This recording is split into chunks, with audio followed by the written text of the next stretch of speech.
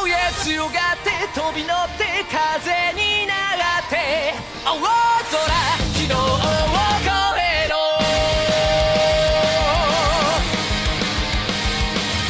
Hello everybody, welcome to Talking MONS, part of the Geekly Grind podcast network. It is a show where we recap the last couple of episodes of the Digimon Adventure 2020 reboot. This week we are going to be covering episodes 37 and 38, Mimi-chan Wars and the Blazing Blue Friendship. In one episode we finally get some backstory about what Mimi's been up to for the last 10 episodes, and the other one we get casual Satanism, for kids. But we'll be getting into that in a bit. My name is JD. I am joined by my friends Jeanette and Gary. Hello. Hi. And we'll just jump right into episode 37, Mimi-chan Wars. Or what I like to call the worker of the digital world unite. I'm about to say, Mimi just being very vocal about workers' rights. As a rich girl. That felt... I mean, at the end of the episode, I was somewhere between I totally agree with Mimi and fuck this pro-worker shit. Not pro-worker rights, but pro-working in general. Fuck that shit. Especially in America. The whole your workplace is your family. No, fuck that shit. Oh, yeah. No, bruh, I see you guys at work. Great, whatever. But, I'm going to go home and not think about this until I come back. It's I have a real family to spend time with, not a... workplace family. There is a level of camaraderie that I find acceptable in a workplace. Treating my fellow coworkers and my boss like my family. Nah, I'm not about that life. I vibe with that. To be fair, in Japan, at least now, it's still very, very much like the US 50s and 60s, where you can work your entire life in the same company and have a comfortable retirement, more or less. Bruh, that must be nice. I'm going to Japan now. Bye, guys. They won't let us there yet. They won't let us go. Oh, darn. But anyway, so if you kind of remember, for the last handful of episodes, the story has been cutting back to what Mimi, Izzy, Joe, and Matt have been doing, while Tai and Sora, TK, and Kari have been dealing with the major stuff until they pick Izzy up. Last couple episodes. And one of the stories I was most interested in was what the hell Mimi was up to, because every time they keep cutting back to her, she's at first she finds all these gemstones, and they cut back to her, and she and Palmon are collecting gemstones, and then they cut back to her one more time, and Togemon and Golemon are having a fist fight. Mm-hmm. But so... the main gang finally catches up with Mimi. Mimi has once again asserted herself as a queen. She's now queen of the rock people instead of queen of the plant people. All hail Queen Mimi. But while Mimi has gained the trust of these rock people, her power is being usurped by a rock eating Digimon that I've never seen before. Gogmamon, I think is what it is. His name is. He eats rocks and jewels and shit and can shoot laser beams because everything shoot. What? And other Digimons. Another Digimon, yeah. As long as they're rocks, too. But yeah, this episode is just very, because it kind of makes sense. Mimi's her mentality on business structure and stuff, because her grandfather is the head of a major energy company in Japan, and she's being exposed to that environment pretty much her whole life, because she has flashbacks where she's being mentored by her grandfather inside the company, how she's walking around in her little helmet. Yeah, no, that was really cute. Yeah. And kudos to her for planning the entire thing out by herself. Dude, what? Okay, so legit, one of my favorite things about this is just how capable and just how much of a go-getter they made Mimi in this one, because like in the old series, she was very much like the prissy, like, ew, bugs, whining about everything. But in this one, like, Mimi takes no one's shit and is like, nah, bro, these people are having their rights infringed on and they took their land, so we're gonna like build an organization, we're gonna get shit done. She's just like the leader of this entire operation, and it's kind of refreshing. She's very much the self-saving princess. She doesn't need anyone to rescue her. She can handle her own shit and start a revolution in the meantime. She's a strong, independent woman who don't need no man. Yeah. Just her and Palamon against the world. Right? And they seem to be doing all right for the most part. But I feel like I'm prattling on. Did you guys have any thoughts about this episode? I thought it was lighthearted and fun. Like, some of the stuff kind of made me annoyed, but that's just more just my personal frustrating with workplace stuff and not really a fault of the episode itself, to be fair. Like, it was a fun episode. It was lighthearted. It had that feel-good moment where she stands up for her friend who's, like, in pieces on the floor. And she's like, I don't care about this diamond that I came to get. I'm going to sacrifice this demon so my friends can be safe. And that was pretty great. Yeah, well, it's a lot of fun, and it makes the repeat animation and some other stilted animation really forgivable because it flows. Yeah. Like, story-wise. I was about to say, take a shot anytime they zoom up on Gagmon eating a rock. And dropping the diamond. Right? The Digimon drinking game. Fun for all ages. Oh god, you might die in some episodes. I did like that they like Mimi is like naming all of these gemstones she's fighting, and she's like, this is gonna be the Tachikawa diamond. Oh, and they're like, that was so cute. No, that was so cute. I love that. But I like that it comes back around where, like, well, they're noticing that Gagmon can't digest diamonds because he keeps spitting them out. She's like, okay, Lilymon, use this diamond, put it in your flower cannon. We're going to use it as, like, a focusing crystal or something. It's going to, like, power up your flower laser. And that's how they win. Yeah, and I thought that was pretty neat, actually. Like, yeah. Instead of the whole, like, power levels battling, she had to pretty much think her way through it.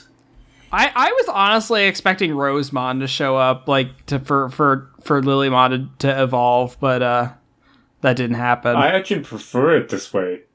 Yeah. No, I totally do too. I think the way they handled it was really nice. Just like with mega levels starting to be teased with like the last episode where Tentomon's mega evolution kind of got teased. I was starting to like, okay, are we gonna start getting to the episodes where everyone's getting their mega forms? But yeah, I just thought this was a kind of a light episode after the last episode where we literally saved Tokyo for being decimated from a satellite. Mm-hmm. But it was fun. It was lighthearted. It was nice to finally know what Mimi's been up to. To kind of get some more information on that. So I think that'll bring us to episode 38, which is the Blazing Blue Friendship, which is like, okay. It's just a very hokey title. This episode, if it was back in the day, how the heck would they have localized it? Bruh, okay, let's talk about the casual Satanism. There is my wife who watches this with me, like, again, as I've said 100 times, like, knows nothing about Digimon. Like, I know who Mephismon is. I know there's a giant, like, Baphomet, like, Satan goat Digimon. She was genuinely, like, disturbed by this. Like, how the fuck is this for children? No, this was definitely, like, some Cthulhu shit. Like, Cthulhu Satan shit. And then the crucifixion. Yeah, they're literally crucifying monsters. Like, Gabumon is just strapped up to a crucifix like he's Jesus or something. And, like, even to push that further point, there's 3 of them, like the fucking mountain that Jesus was crucified on. And, like, damn, Japan. Like, I know you like your Christian iconography, but, like, tone it down. Oh, no, that Christianity in Japan is very much commercialized, and all the weird elements are taken out of it and used in anime. Like, they don't really care for the religion so much as the symbolism. Bruh, I've watched Evangelion. Yeah.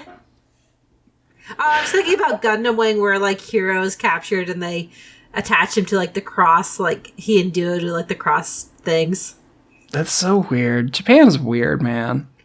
But yeah, so casual Satanism is casual. So apparently what Matt's been up to is he was running through the desert. They got attacked.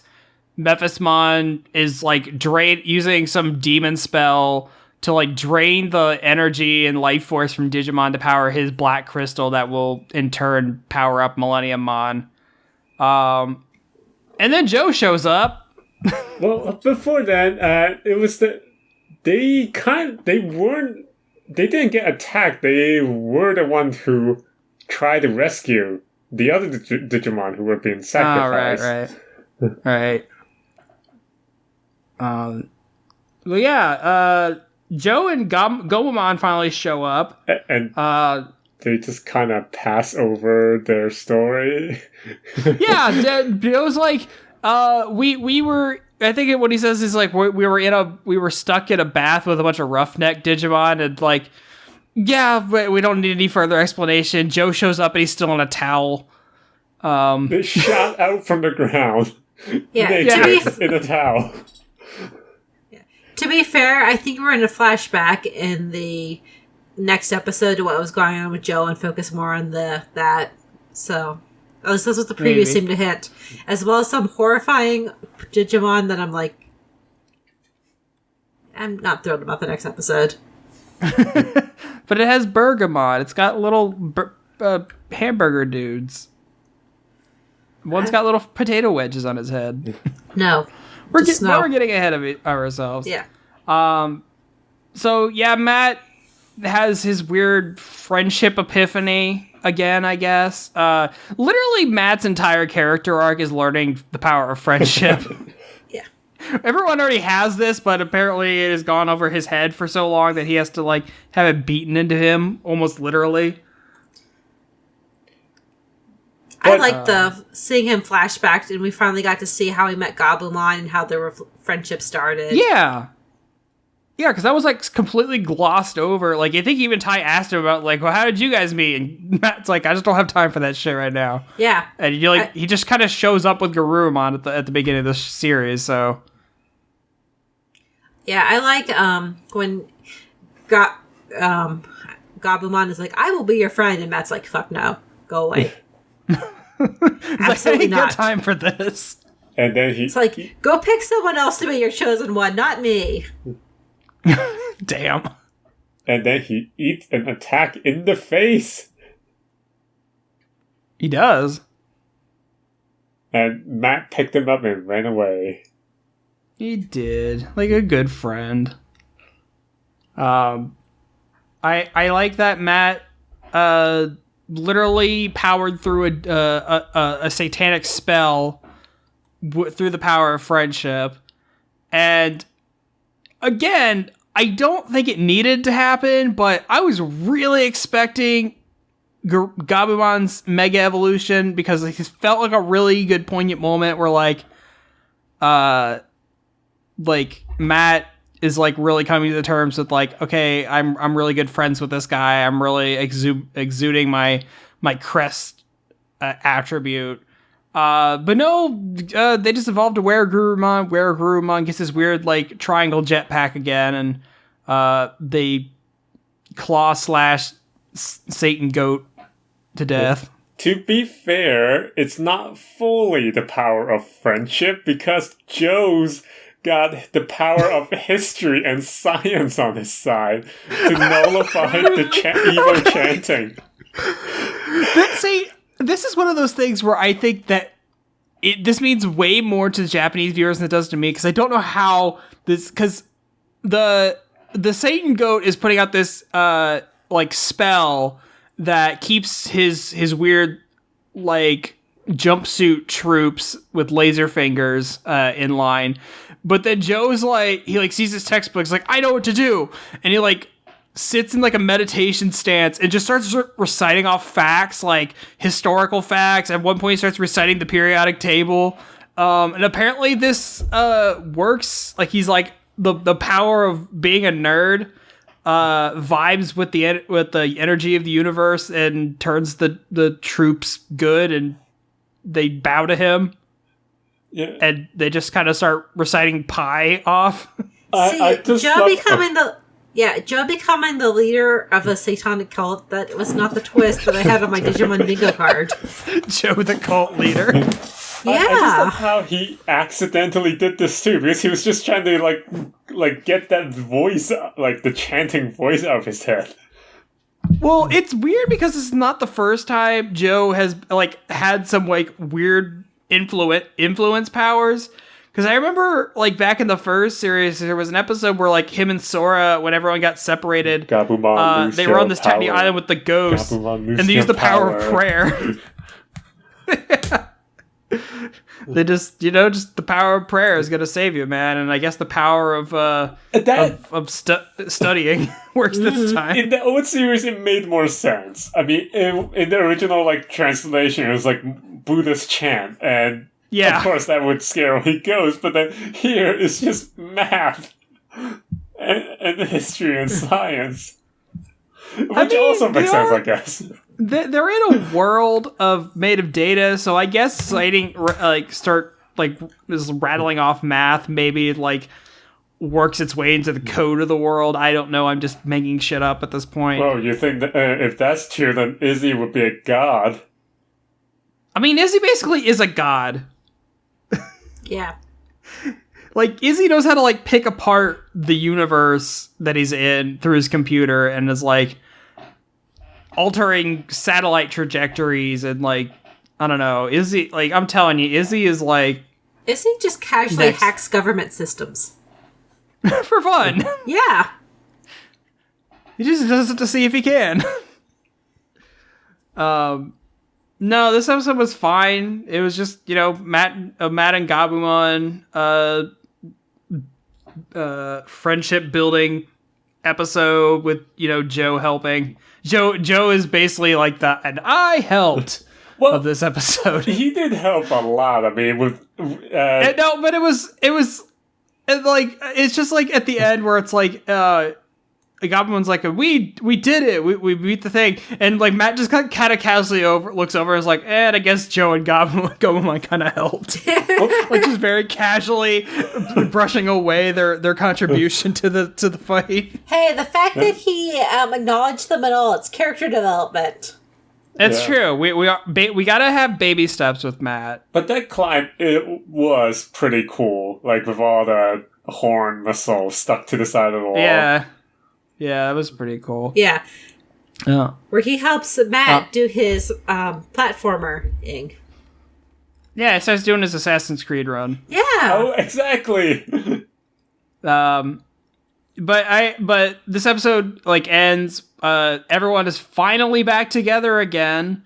The dog carrying the rest of the kids, shows up for reasons. But everyone's back together again now, and so we're gonna have like a big group adventure again next week, and I'm happy. And how long until they split up again? I'm gonna say 4 episodes. We should have like a how long to split up counter. Yeah. I say 3 episodes. 3. Yeah, give it 3 episodes. We'll see how we'll take it from there. But then they all have to split off and be on their own, so they can all mega evolve. That's what I'm calling. No one will ever actually see anyone else's mega evolution. We'll just take your word for it. It's like it happened. Don't you worry, it happened. Mm-hmm. Agumon's like, and I got 2. I'm like, I'm starting to be like, fuck you, Agumon. You get all the cool shit. I was sort of... Let someone else have a turn. I was sort of expecting an alternate Mega this episode. Yeah. I was expecting just a Mega of some sort. Because I just felt like him and Gabumon were like really vibing. But yeah.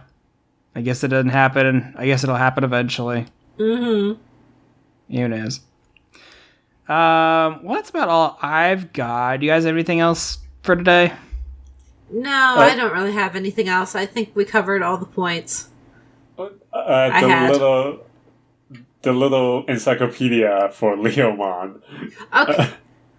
Oh my gosh, If that he wants was to go to the awkward. gym. That was last week. I don't really remember what was it. Izzy was describing the muscle on Leomon. Is like, I got to go to the same gym as he does. After gushing over his abs in great detail. And I'm like, this is awkward. This is very awkward. I will say I did like the one from this last episode where he's talking about the giant turtle. Because he just like starts asking like practical questions like, what does he eat? Who fixes the castle if he falls over? It's like, Izzy, shut up. Yeah. Don't ask questions you don't want the answer to. There was actually one thing I wanted to say from like last week's episode, is that we're starting to see more of the kids' backstories, and I'm really enjoying that. That was my favorite part of the old series, when they interwove their backgrounds and their different backgrounds into the characters themselves, and the fact they're starting to do that again is really exciting for me. Also, I'm pretty sure for Matt to be so unemotionally unavailable to anyone, his dad must have been the biggest asshole of all time. So, I don't know how other divorced kids things work, but my wife and I were talking, and we both think it's kind of weird how Matt and TK's like custody thing works, because it's like Matt went with his dad, but TK went with the mom, and I'm like, from all I can understand is that like, that usually doesn't happen where they split up the kids, like one goes to one parent, one goes to the other. See, Matt's but like, go ahead. So, but I was thinking more of like, what is that going to do to a kid growing up that you're always going to have something in the back of your mind thinking of like, well, why didn't the other one parent want me? Mm-hmm. And that like has some really sad implications. It is. Yeah. Well, See, Matt's mom was just like, yeah, this kid's a dick. You can have him. Japan custody law works a little different. I don't know if they made any changes in the last decade or two, or if this is just a rollover from the original series. Well, yeah, because that's how it was originally. And I can kind of see where Matt kind of got his moodiness from, because he has like a dad who like works for a TV station. He's like constantly stressed and coming back home from work, and like Matt has to make him food. And then I don't know what TK's mom does. I think she's like American or something. But yeah, good stuff. Oh, that explains all the blonde hair. It's not stylistic. Yeah, you know. But I think that does it for us this week, guys. Let us know what you thought of the two episodes we talked about, and what you're kind of excited for coming up in the show, what you think is going to be happening. Yeah, well, thank you everybody for listening. Talking MONS airs bi-weekly now, so it's every other week, so we'll have 2 episodes each episode here.